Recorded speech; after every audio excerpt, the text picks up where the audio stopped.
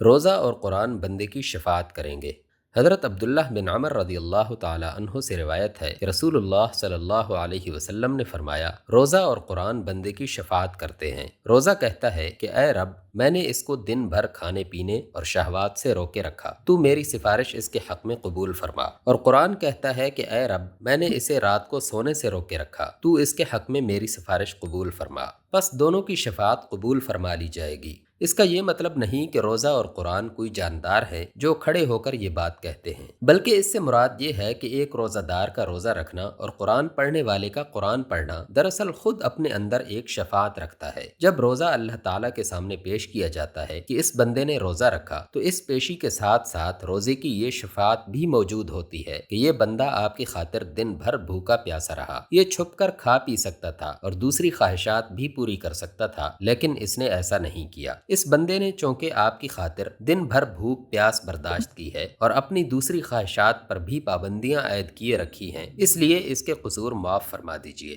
اسی طرح ایک شخص رات کو جو قرآن مجید پڑھتا ہے، جب وہ قرآن اللہ کے حضور پیش کیا جاتا ہے کہ آج اس بندے نے اتنا قرآن پڑھا ہے، تو قرآن کا وہ پیش کیا جانا ہی خود اپنے اندر ایک شفاعت رکھتا ہے، اور وہ شفاعت یہ ہے کہ اس بندے نے دن بھر روزے سے تھکا ماندہ ہونے کے باوجود آپ کی رضاجوئی کی خاطر رات کو نماز میں کھڑے ہو کر قرآن پڑھا، اس لیے اس کے گناہ معاف کر دیے جائیں۔ ظاہر بات ہے کہ جس طرح رسول اللہ صلی اللہ علیہ وسلم قیامت کے روز مومنین صالحین کی شفاعت فرمائیں گے، اسی طرح خود آدمی کے اپنے اعمال بھی اس کے حق میں شفیع ہوتے ہیں۔ آدمی کے اعمال خدا کے حضور یہ شفاعت کرتے ہیں کہ یہ آدمی یہ نیکیاں کر کے آیا ہے، اس لیے اسے بخش دیجیے اور اس سے درگزر فرمائیے۔ حضور صلی اللہ علیہ وسلم کے اس ارشاد کے مطابق اللہ تعالیٰ اپنے بندے کے حق میں روزے اور قرآن مجید کی یہ شفاعتیں قبول فرما لیتا ہے۔